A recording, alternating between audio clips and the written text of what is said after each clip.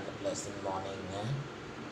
So வந்து பார்த்திங்க அப்படின்னா, வாழ்க்கையில் வந்து எப்போவுமே வந்துட்டு ஒரு கட்டத்தில் வந்து நம்ம வந்து தோல்வி அடைவோம், வெற்றி அடைவோங்க. ஸோ வெற்றி என்ன நம்மளுக்கு கற்றுக் கொடுக்குது அப்படின்னா, முன்னேறி முன்னேறி முன்னேறி போகக்கூடிய ஒரு ஃபார்முலாவை கற்றுக் கொடுக்குதுங்க.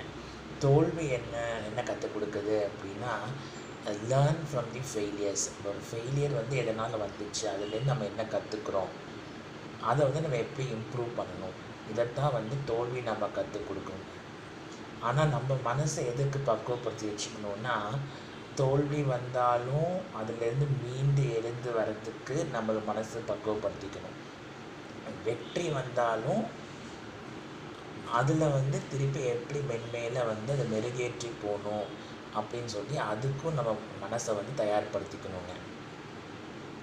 ஸோ என்னன்னா, நம்ம மனசை வந்து ரெண்டுமே ஈக்குவலாக, ரெண்டுமே சமமாக இருக்கக்கூடிய பக்குவம் வந்து நம்மளுக்கு வந்து நம்ம மனித வாழ்க்கையில் கண்டிப்பாக வந்து நமக்கு முக்கியங்க.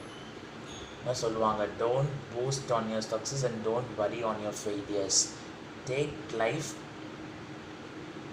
And consider both success and failure the same manor அப்படிம்பாங்க. ரொம்ப வந்து வெற்றி வரும்போது தலகணத்தோடு ஆடக்கூடாது, தோல்வி வரும்போது ரொம்ப துவண்டு போகக்கூடாது. ரெண்டு விஷயங்களையும் வந்து சமமாக எடுக்கக்கூடிய மனப்பக்குவம் வந்து மனிதனுக்கு வேணும் அப்படின்னு சொல்லுவாங்க. ஸோ வந்து கண்டிப்பாக இது வந்து உண்மைதாங்க இல்லைங்களா? ஸோ நீங்களும் வந்து உங்களோட இதில் வந்து அப்படி லைஃப்பில் இருந்து பாருங்கள்.